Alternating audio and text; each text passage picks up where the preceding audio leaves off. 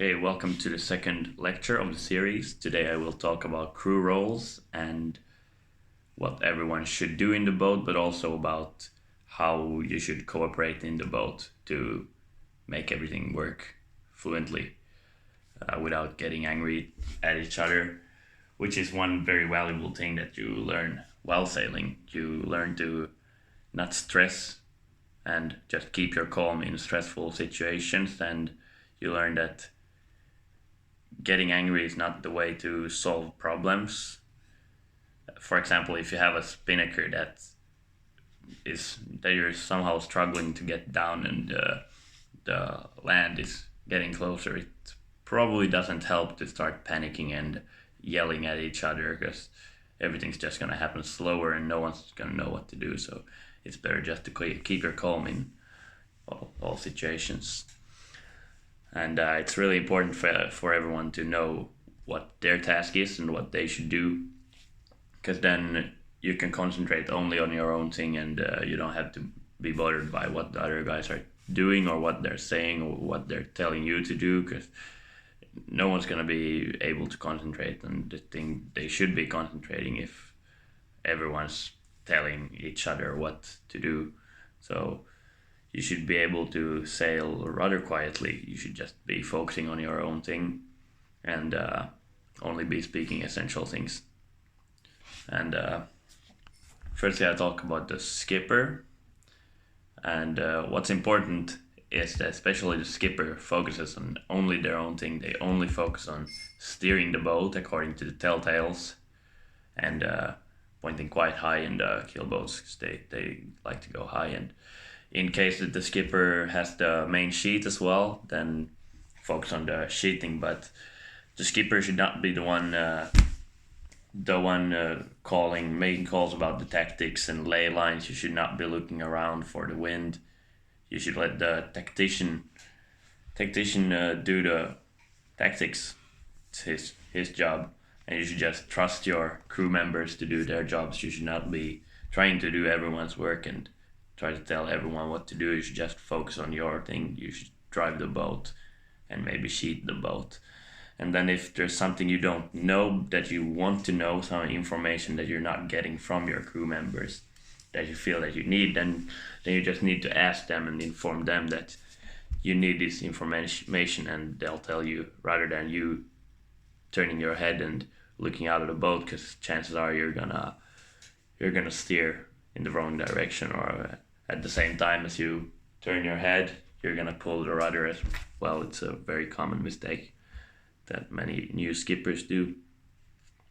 But there's really not that much to the skipper's role. Just focus on your own thing and steer high enough. And if you need more speed, or you hit a bad wave, or the wind slows down a little bit and you need more speed, then bow down a little bit and then start pointing again. And you shouldn't even have time to tell anyone what to do in the boat. No one should have time to tell anyone else what they should do, because then you're not focusing enough on your own thing. Let's talk about the main trimmer next. So the one sheeting the main sheet, I like to have a different guy sheeting it than the skipper, mostly just because then more people are doing something in the boat. It's more fun to sail it, but also then the skipper can concentrate only on one thing. There are advantages to the skipper sheeting the main. Then he can time the sheeting and the steering very well. So it's, if you have an experienced skipper, he's probably gonna do that. But for beginners, it's just easier to have one guy doing one thing.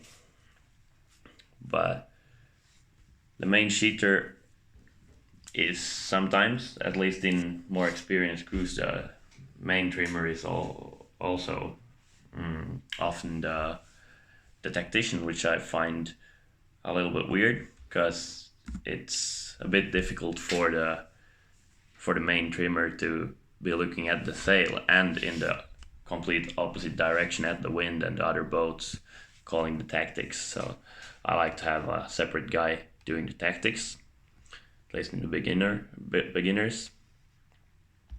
So the main trimmer should only focus on trimming the main. And how exactly do you trim the main? And by trimming I mean the sheet. How tight should you have the sheet? And then we're talking about the traveler as well. So in light winds, or as long as you don't need to depower the boat, you always want to keep the boom in the middle and the back leech as tight as you can without stalling it. And by stalling I mean that the back leech starts turning in too much. So if you have the back leech here, this is the back leech. If it starts, if this is sail, that's the back leech. If it starts turning in too much, it'll create turbulence, which will slow down the boat. But on the other hand, if we have the back leech too loose, we'll let out power and we won't have the maximum power that we could get. So that's why we want to have it perfectly. And a great help that we have to know if we're sheeting correctly is that we have the leech tails on the sail. They're usually red little strips that come out of the back leech on the sail. So we have the sail here. This is the back leech. Then we have some small threads or pieces coming out from there, flapping behind the sail. So if we can see those all the time and they're flying straight back, we probably have the sheet too loose and could tighten the back leech a little bit. And if they're folding over behind the sail all the time, then it's too tight. We're creating turbulence, which creates whirls behind the sail, which makes the leech tails go behind the sail. So we want a nice even flow over the sail, and that's our help to know if we're accomplishing that. But how do you adjust the leech tension? How do you adjust how much the back leech is turning in? So we have the traveler, because with the traveler we're able to adjust the leech tension. So we can always sheet in the boom to the middle if we have the traveler in the middle or above, but it's not enough to just sheet the boom in the middle. We want the leech tension to be correct. So if we pull the traveler higher up and still sheet the boom in the middle, the leech will be more open, it will be looser, so not as tight. And then if we drop the traveler down, the boom will drop accordingly, as much below the middle of the boat. And to get the boom back into the middle, we need to pull the main sheet, which will pull the boom in towards the middle, but it will also pull the boom down towards the deck of the boat, which will then tighten the back leech. So traveler further down means tighter back leech, and traveler further up means looser back leech. So that's what you've got to play with. And there are some trim guides that you can look up. In light winds we have it quite far up, and then as it gets heavier we need to drop it down further. And then once we need to start depowering the boat, we will have to drop the traveler below the midpoint, because we will need to have the boom further out from the middle of the boat, but we still want to keep the leech tension tight so that we don't let out too much power from the sail. So we drop the traveler down, and then we adjust the sheet to have the right amount of power. Or if we have stable winds or semi-stable winds, we can actually tighten the main sheet to where we like how the back leech looks, that it's at the tightness that we want. And then we can adjust how far out the boom is with the traveler, which will make a smaller difference in power and is more finely adjustable in stable winds. And but if we have large differences in power of the wind, then it's not enough to just adjust the traveler. So then we need to adjust the main sheet to keep the correct amount of power that we want. Right. And now, as we're talking about crew roles, the main trimmer will usually be the one sheeting the spinnaker on the downwind, because, well, that's the most natural thing that happens when you turn down on downwind. The main trimmer gives the main sheet to the skipper, and then everyone else just jumps one step forward. So the jib trimmer will be the piano end, and the foredecker will be the foredecker. Next, we'll talk about the jib trimmer, who should, once again, also focus on their own thing. So everyone should just focus on their own thing. No one should be telling anyone else what to do. But the jib trimmer has a similar job to the main trimmer, but it's not as active. It's a very important role in for the speed of the boat. It's very important to sheet the jib correctly, but it's mostly about getting it correct after maneuvers or after changes in the wind or changes in the waves or something like that. Because especially in heavy winds, you can't be sheeting the jib very actively, because it's got so much tension on it that you won't be able to pull it in, and you can't really control how much you ease it. But you should also there have the correct amount of leech tension to get the maximum power out of the jib without stalling it, without creating turbulence. So I'm not sure about the J80. There are probably leech tails on the jib or Genoa as well. But if there's not, then you're just gonna need to learn to know when the sheet is too tight by feeling how it adjusts the speed of the boat and how it accelerates, and just looking at it and seeing what feels good. It can turn in a little bit, but not too much. It's really about fine-tuning that. But what's important with both sheets, the jib and the main sail, is that we need to have them a little bit looser. We need a little bit looser leech tension after the tack or after the wind lulls or after we hit a bad wave, because we need to accelerate more, and we don't have the wind that's created from the speed, so the apparent wind is a little bit more from the side, which means we need to have the sails and the leech is a bit more open than when we have high speed and the apparent wind is a bit more forward.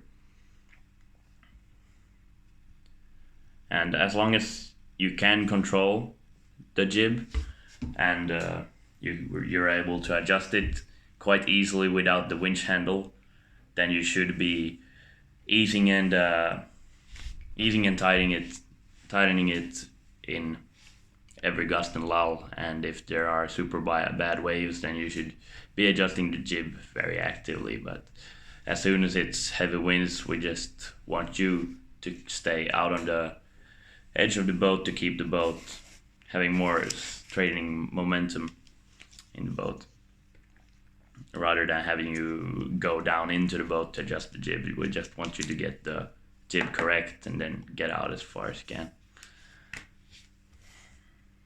Right.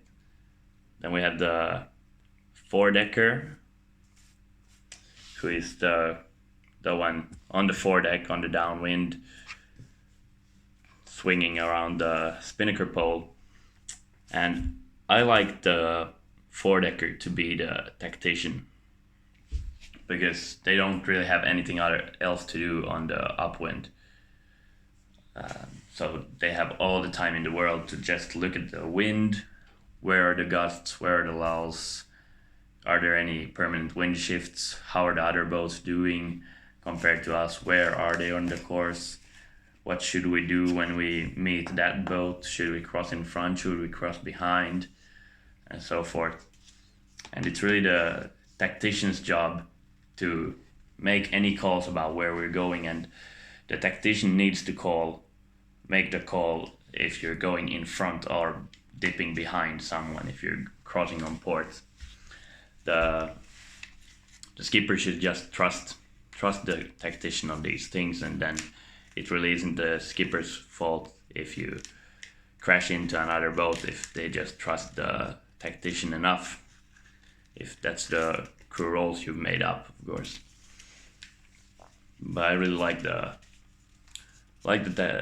four-decker to be the tactician, because they don't have anything else to do. And the tactician should also call the gusts. So tell the skipper and the main trimmer and the jib trimmer, tell everyone else when the gusts are coming. You should look for the dark spots on the water, the darker areas, and then you should call them, like count down 3, 2, 1, hitting now when you see a gust coming, or then if there are other boats approaching or whatever the case is, you should inform the others about everything. So it should be a very active monologue. But there are also some problems to having the four-decker be the tactician, because they are far in front, so they're quite far from the ones who need the information. So the skipper who needs the information to be able to steer the boat correctly might have troubles hearing the tactician if it's the four-decker doing it. And then we have the problem that the four-decker can't be the tactician on the downwind, which creates problems as we need someone else to take over that role. And yes, the jib sheeter has nothing to do on the downwind, so they could be the tactician on the downwind, but that requires them to make up a preliminary plan for the upwind as well, because you should also always know what you want to do on the next upwind before you get to the downwind mark. So you can't just focus on what you're doing now, you have to think forward. So before you reach the downwind mark, you should have some kind of plan on what side at least you want to go to on the next upwind. And that might be difficult to communicate to the four-decker, who will then be calling the tactics on the next upwind again. So there's a little bit of problems. Yeah, I think that's all I have on crew roles right now. I won't go into maneuvers, because that's a whole different lecture. There's a lot to talk about on maneuvers, but now you get some sense of how you should sheet the sails and so on, and why it's important to focus on your own thing. And I really like the fact that you learn to cooperate with all kinds of people in sailing. It's very valuable. I like sailing as a sport because you learn things about life, not just learn to sail. All right, thanks.